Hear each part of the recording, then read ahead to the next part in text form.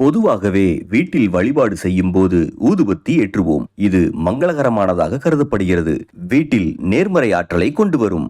ஒரே நேரத்தில் எத்தனை ஊதுபத்தியை ஏற்ற வேண்டும் என்று நீங்கள் எப்போதாவது யோசித்திருக்கிறீர்களா? இன்று தெரிந்து கொள்ளுங்கள். இது போன்ற ஆன்மீக தகவல்களுக்கு நமது ஓம் ஆன்மீகம் சேனலை சப்ஸ்கிரைப் செய்யுங்கள். இறைவன் முன் 3 அல்லது 5 ஊதுபத்தியை ஏற்றி வழிபடுவது மங்களகரமானதாக கருதப்படுகிறது. ஊதுபத்தியை ஏற்றும் போது ஊதக்கூடாது.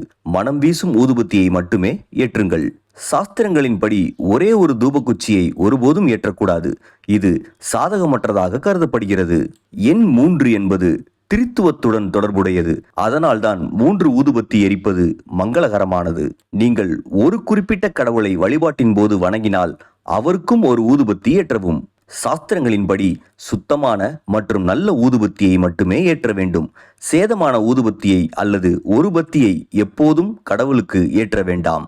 மூங்கில் மரத்தால் செய்யப்பட்ட ஊதுபத்தியை ஒருபோதும் எரிக்காதீர்கள். மூங்கில் மரத்தை எரிப்பதால் வம்சம் தழைப்பதில்லை. ஊதுபத்தியை ஏற்றும் போது இதை மனதில் கொள்ள வேண்டும். வீட்டில் மங்களம் உண்டாகும்.